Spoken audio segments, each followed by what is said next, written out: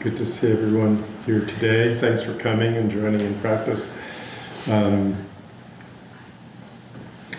wanted to start with just a word about our dedication to the prayer for peace that we do in our service here.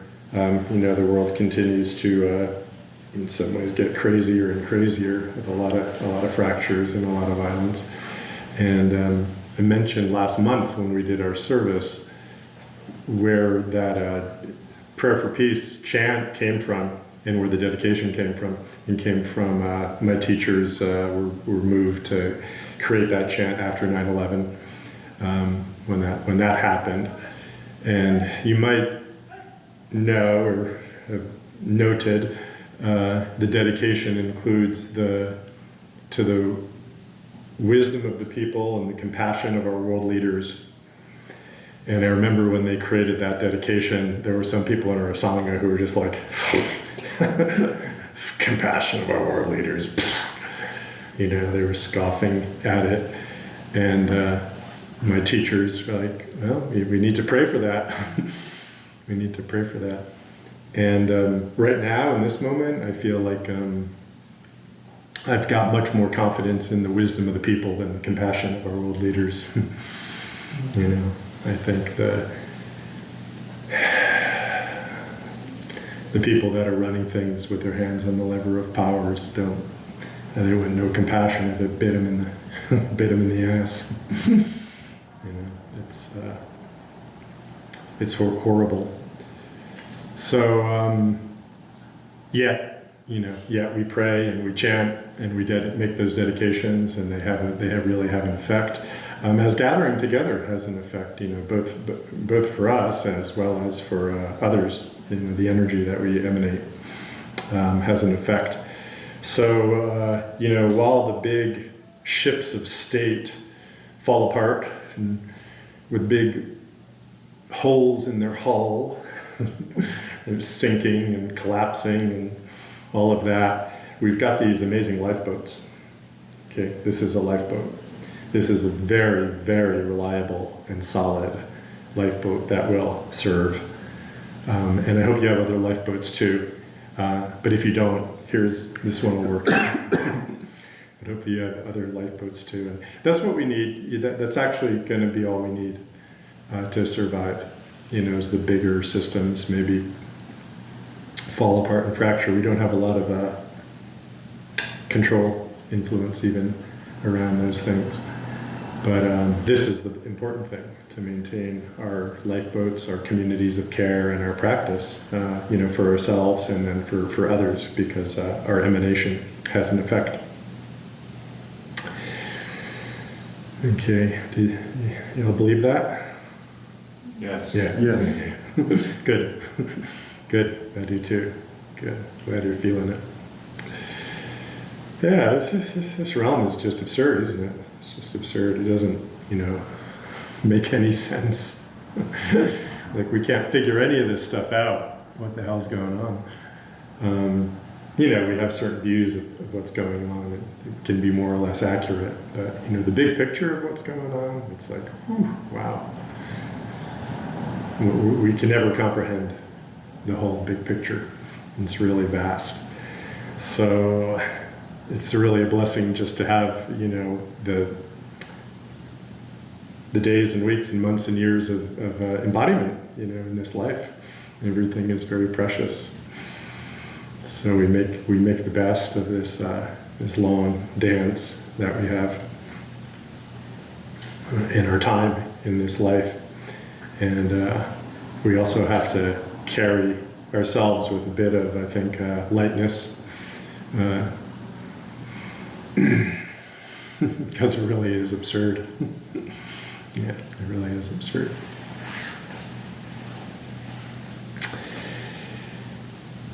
Okay, so let's see, my last talk was a few weeks ago, and I gave a talk. It was a fairly long and, I would say, substantial talk.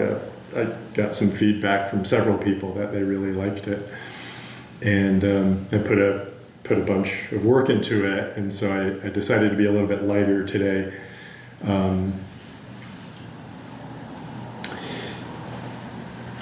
Yeah, so a little bit lighter, maybe you'll enjoy that. But hopefully equally encouraging with my talk today. Yeah, I want to talk about these two movements of our practice. Two movements of our practice. Yeah. We, in our meditation, we establish a still posture. Right? It's kind of the basis of Zazen, is to establish a still posture. And a lot of people can, look at us sitting so still for so long and feel that there's something off with it, that we're too stiff, that we're just trying to like quiet everything down, just put a lid on it, put a lid on everything. And if you've been sitting for a while, hopefully you're not doing that.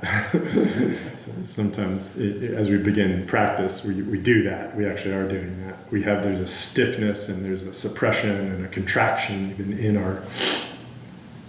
in our stillness. And I've shared, how my partner Miyoku, who's a conscious movement teacher and practitioner, she's often telling me that I sit too much. What she really means is that I don't move enough, and she's right about that. But I don't think I sit too much. Because there's movement in the sitting. There's movement in the sitting. Right? Right now, as still, everybody's got great form here. And as still as you are, the body, there's so much movement going on. Even when the form is still, right? The breath is constantly moving. What trillions and trillions of oxygen molecules moving in and out through the alveoli and up through, and then into the blood is constantly pumping. Okay.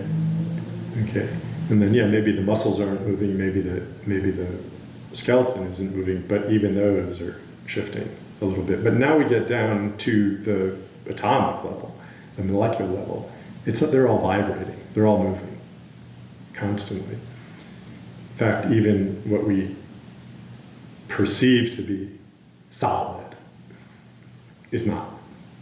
It isn't static, right? We know this now from atomic physics.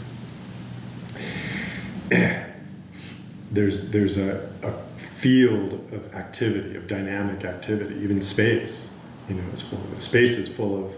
I just saw this. I think it was in a Substack talking about it. Space is only dark to us because we don't see the electromagnetic frequencies that are moving through space. I just saw the movie Hail Mary a few days ago. Anybody see it? Yeah. Personal assessment.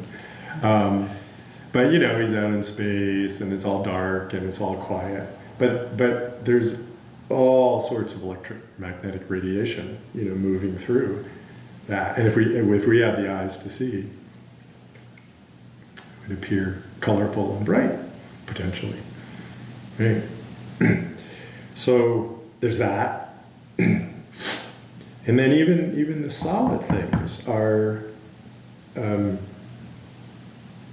composed of these particles, and I'll put that in quote, moving in and out of existence, popping in and out of existence from this quantum foam. That's the term, that the quantum is given to this kind of base state of matter. It's kind of in between energy and matter, mass, in between energy and mass. So there's a incredible activity going on all the time. Okay, so I just want to kind of here start off and orient ourselves towards motion and activity, all right, and vibration. And now we're going to inhabit and participate in, that's what our practice is, really participating in this activity and motion. Now, in many of our teachings, and I'm going to go into them a little bit here, there's two distinct movements within our Zen practice. And Dogen talks about it as stepping forward and stepping back. Okay. Oops. Uh-oh. All right, let's see if I could do it without my glasses. Oh, what's that? Yes, I think I need them, Ray. Thank you. Yep, I do. Twin brother to Andy. Similar myopia on your eyes, I assume. You're similar, yeah, Yes. we're probably at similar places. Yeah, for those who may not know, this is my twin brother. Are these two X's? Yes. Yeah, okay, good, that's what I used to. Yeah. Okay. Okay, so this, I'm reading from Mountains and Waters Sutra, which I'm working in private study with several people in the room here. And this is one place where Dogen talks about stepping forward and stepping back. So he says we should do a clear accounting of the Blue Mountains walking and our own walking, including an accounting of both stepping back and back stepping. So this expression stepping back and backstepping are actually variants of this Japanese expression, which is tai-ho and then ho-tai. He kind of just turns them back around. So, and in the Fukan Zazengi, which is a text that talks about our practice, he says, take a backward step to turn the light inward and illuminate the self. Okay, this is the back stepping. And this, for those of you who are familiar with Hongzhi, cultivating the empty field, I gave a series of talks on Hongzhi last year, and I'm working with one or two of you on Hongzhi at this time as well. And Hongzhi is a teacher who preceded Dogen, and preceded and really gave the basics of what has become the Soto school of Zen. He talks a lot about turning the light inward and taking the backward step. Right? So this backward step and turning the light inward is one of the primary movements that we have here. Okay? This is the movement of studying the self. Okay? So Okamura comments and says, stepping back is to inwardly illuminate and study the self. Studying the self is the backward step.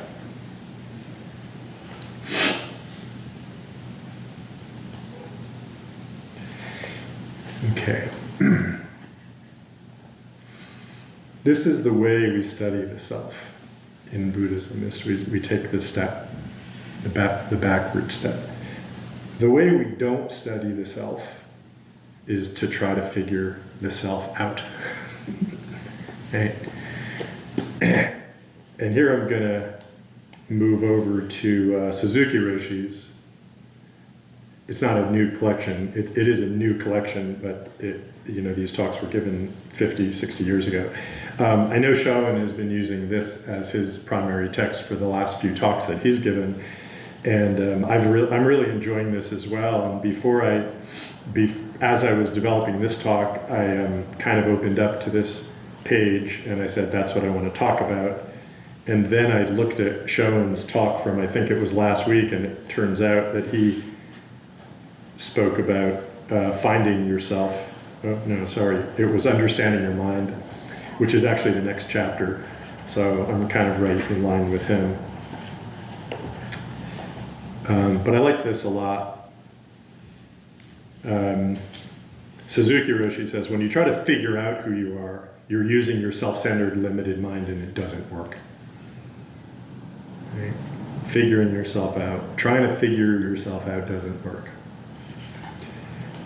I've got a lot of impulse and desire to figure myself out. Yeah, I notice that I'm constantly, studying myself in that way. It's like, what's going on here? What's driving me? What's making me tick? What am I really feeling? What am I really doing here? There's kind of a analytical component to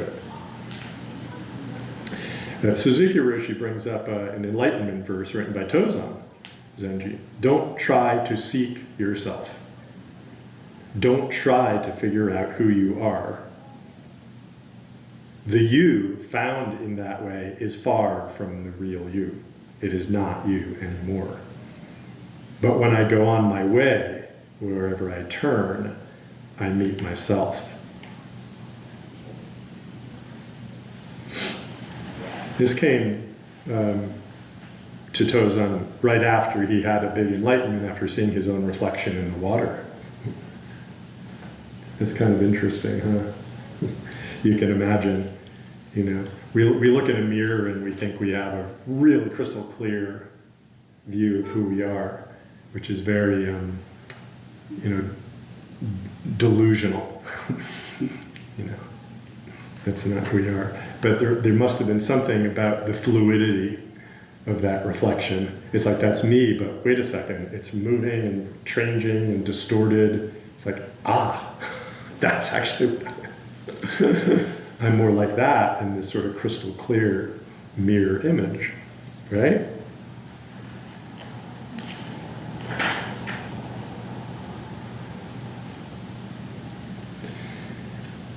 So Tozan says that although the image you see there is not you, what you see in the water as it is actually you yourself. And then Tozan says, you are not it, it is you. You are not it, it is you. I like this. I like this.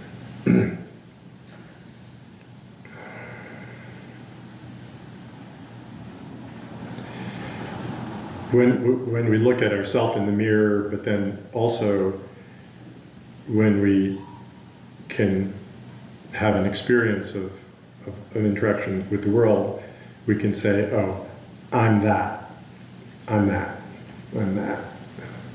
Okay. And then we can even go into, you know, in deep meditation, we might hear, hear sounds and feel connected with people, and we say, I'm that, I'm that, I'm that. The Buddha's enlightenment, he said, you know, I and all beings everywhere are simultaneously awakened. So was he saying, I'm all things? No. When you phrase it that way, I am that, I am that, it's all upside down. But when you say, that's me, now we've got it right side up. Oh, the bird is me, the ocean is me, the other person is me, the universe is me. Okay? Now we're putting kind of the emphasis in the right place. It's all me, not I am all things. It's a subtle wording shift, but it's a completely different experience. Okay?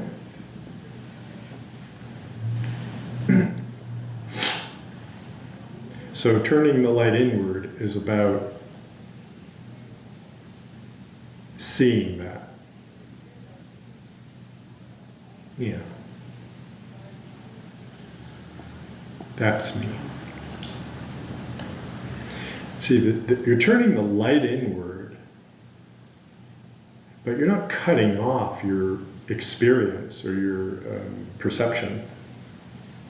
Okay, this is an important thing. It isn't like, let's turn the light inward, but what we're doing is we're kind of shutting our eyes and we're jumping into a coffin. Turning the lights off, shutting our eyes. Okay? It's not that. It's the light of awareness. It's the light of consciousness that we are illuminating. Phenomenal experience is here. Okay? It's here.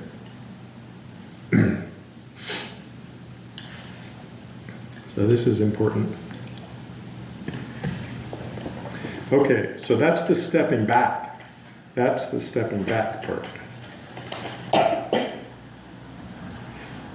Stepping back is to inwardly illuminate and study the self. Stepping forward is to study myriad external things and to work together with other people in society.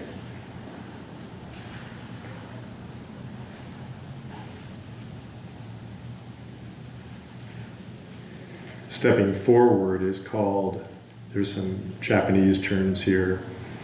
It also has these connotations of to go down and to teach. So he brings in these kind of qualities where the stepping backward is actually has this quality of going up and seeking, and the stepping back has a quality of going down and teaching. And then the root meaning actually is transform. And we transform living beings. So we practice coming down and teaching living beings using various skillful means. And these are the activities of the great compassion Bodhisattva, using 1,000 eyes and hands. Okay. That many of you are kind of getting the picture here of what we're talking about. We're talking about wisdom and compassion, the two sides of Bodhisattva practice. We take a backward step and clearly see the emptiness of all things, which is the practice of Avalokiteshvara in the Heart Sutra, which we just chanted. We also take a forward step to help living beings in need. This is the practice of Avalokiteshvara in the Canon Kyo of the Lotus Sutra. It's Avalokiteshvara in both instances. One is the emptiness of the Heart Sutra, and one is the Bodhisattva action of the Lotus Sutra. And this, for those familiar with Mountains and Waters, is the mountains walking both ways. Walking forward, endlessly walking forward and backward. So it's kind of, I think, important to recognize these two sort of movements of our practice, okay? Now, at the highest, deepest, most integrated level, these are the same, okay? They're happening together. But experientially, I don't think we always, I mean, I'm sure, but we don't experience it that way. Okay? We don't experience. There's times and moments and intentions and views where we're doing one or the other. Okay, or maybe, that's kind of where our focus may be on. So at a certain level of grossness, I guess you could say that when you're doing Zazen, there's that study. And then when we're out in the world interacting with beings, that's the stepping forward. And that's the compassionate action. Okay?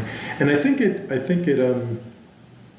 it's helpful to understand the two. Because we sometimes get they're complementary, right? So I think sometimes we can get confused about whether we should be doing one or the other, perhaps, or if we're doing one well or not. And the point, I guess, that I want to make is that they're both there and they're both related. So to find your own path of practicing both without denying either of them. You need both of them. You need both of them. The stepping forward and stepping back. I think the more and more that you practice, you'll come to see that they very much are integrated. So, we can ask a question like, what was Bodhidharma doing when he was sitting facing the wall for 6 years? And the immediate intuitive response might be spreading the Dharma. That's my response to what he was doing. And I know that to be true. Like I know that our chant today has an effect on the world. It was Bodhisattva action, as sitting here is Bodhisattva action too.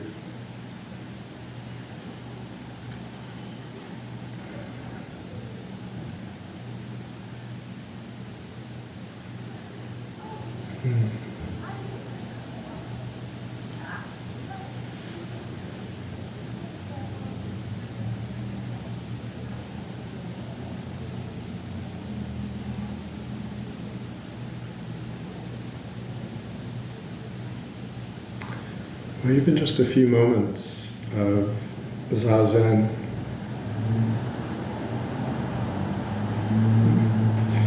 can reset the axis of your world. And really stabilize the axis of your world. So the motion, again, the motion doesn't stop, right? But what do we have now? Buddha turns the Dharma wheel.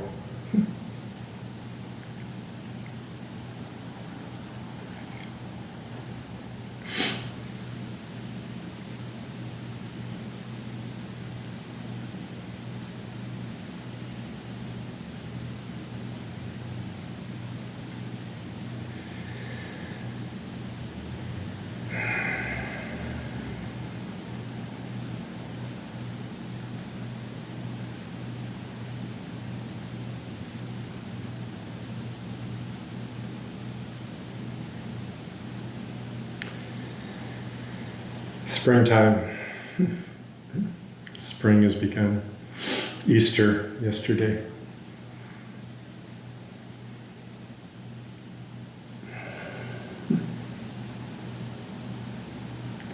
Time of rebirth. Maybe even resurrection.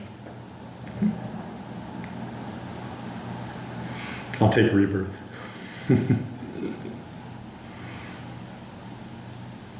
It's happening.